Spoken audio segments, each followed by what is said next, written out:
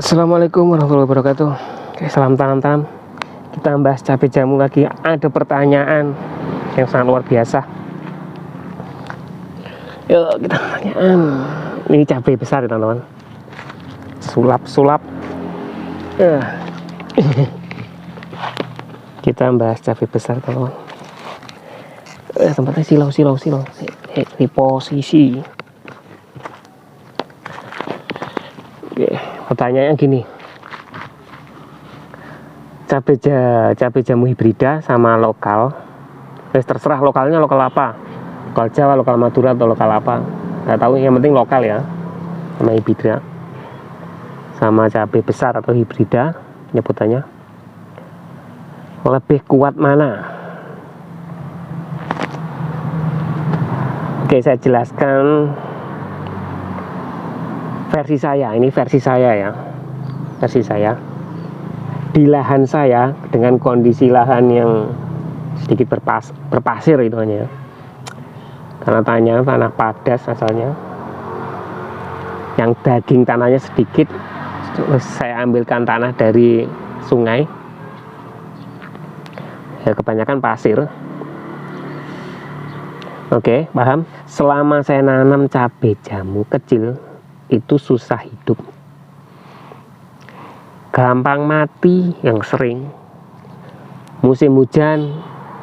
Kalau kondisi tanah yang saya sebutkan tadi, kondisinya langsung airnya itu nggak bisa kemana-mana, posisi tanah saya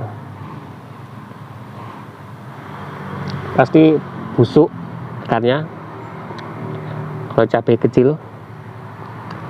Terus kalau musim panas, karena kondisi tanah saya yang pasir, penguapan panasnya dari tanah itu panas banget teman-teman. Ya, teman-teman langsung nggak kuat cabai jamu, mati. Ini kita bahas cabai jamu kecil. Saya nggak mau menyalahkan kuat mana, tahan mana cabai jamu besar sama cabai jamu kecil, tapi penilaian di tempat saya, di lahan saya, cabai jamu kecil nggak kuat, yang sering mati. Saya itu nanam pernah 100 bibit teman-teman, yang bertahan hidup cuma berapa bibit, cuma berapa pohon,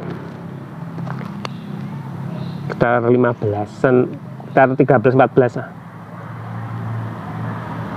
Itu pun tempatnya di tempat teduhan. Kalau di tempat yang terik mati, yang sering gitu, walaupun udah dibantu air, gak kuat kalau panas, musim panas. Oke, itu penjelasan di tempat saya. Sekarang saya jelaskan cabai jamu besar di tempat saya juga, dengan kondisi tanah yang sama.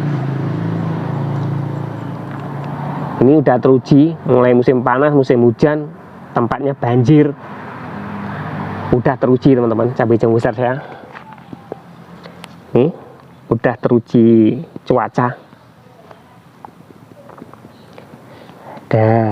Kalau cabai jamu kecil kan udah pernah lihat, pasti batangnya kecil kan.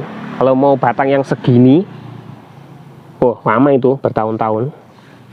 Lihat cabai jamu besar hibrida biasanya, batangnya hampir sama dengan pohon suruh yang buat nginang gitu. Besar kan batangnya. Dari segi daun lebar, besar. Ini udah teruji kuat.